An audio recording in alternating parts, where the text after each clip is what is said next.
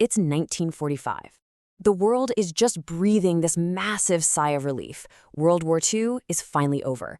But while you have celebrations and parades in Europe, a huge part of the globe is still in chains. For the colonies, the fight for real freedom was just getting started. And one man, a student, had a plan that would change everything. So while the old empires were patting themselves on the back, a young student from the Gold Coast named Kwame Nkrumah was busy writing a revolutionary blueprint. He wasn't asking for a few small changes. No.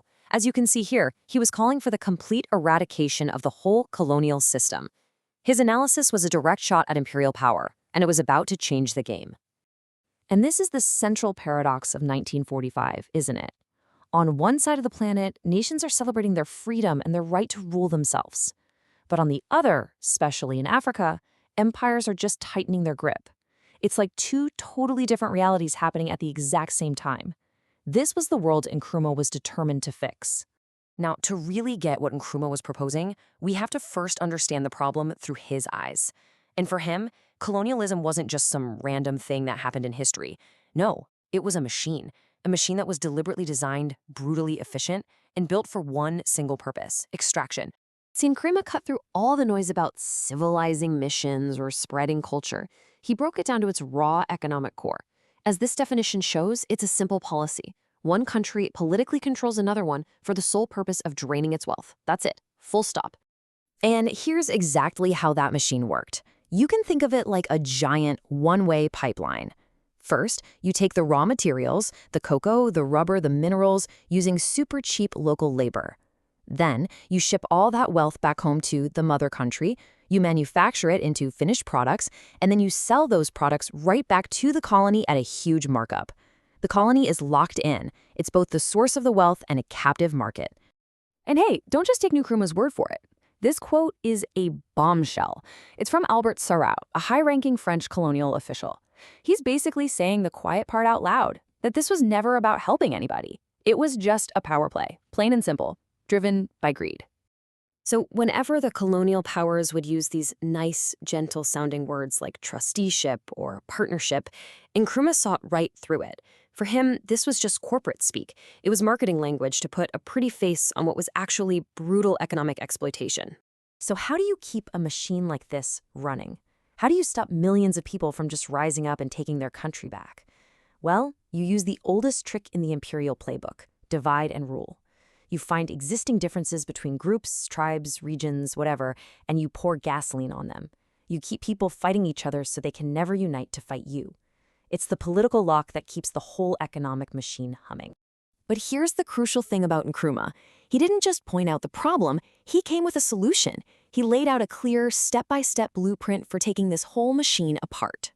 The entire strategy rested on this one core idea: seek ye first the political kingdom.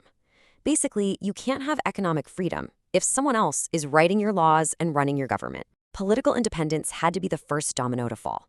Everything else, he argued, would follow from that one crucial victory.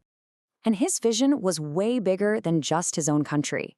This quote gets to the very heart of his Pan-Africanism. He understood that one small, newly independent country would be incredibly vulnerable. Real freedom, lasting power, could only come if the entire continent was free and, eventually, united. So how do you make it happen? Nkrumah called his strategy positive action, and this was more than just protest. It was a plan. First, you organize the everyday people, the workers, the farmers, the young people. Next, you educate them so they understand exactly how the system works and what they're fighting for. That unity becomes the perfect antidote to the empire's divide and rule tactic. And with that unified front, you can fight for nothing less than total independence. And it worked. Nkrumah led Ghana to independence in 1957. But he knew the fight was far from over. In fact, he warned everyone that colonialism wasn't dead. It was just about to evolve into something new, something sneakier. And he was absolutely right. He called it neo-colonialism. The idea is both simple and pretty chilling. It's when a country has its own flag, its own anthem, all the appearances of being independent, but in reality, the major decisions about its economy and its policies are still being made somewhere else. The empire's gone, but its ghost is still pulling the strings. This chart really nails the difference. The method of control changes. It goes from soldiers and governors to international banks and corporations. It shifts from direct political rule to indirect financial pressure. But the result? The result is pretty much the same. It's just the empire in a new outfit. And what's the endgame here?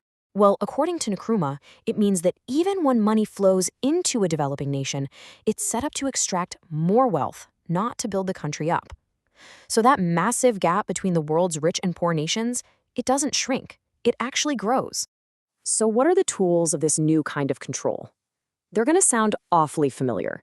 We're talking about things like crippling debt on international loans, trade deals that are completely one-sided, and of course, keeping nations small and divided, what he called balkanization, so they never have enough leverage to fight back. And all of this brings us to today. I mean, why are we talking about a pamphlet from the 1940s? Because so many of these ideas, these warnings about how power works behind the scenes, they don't feel like history, do they? Nkrumah was convinced that the only real defense against this new system of global pressure was unity.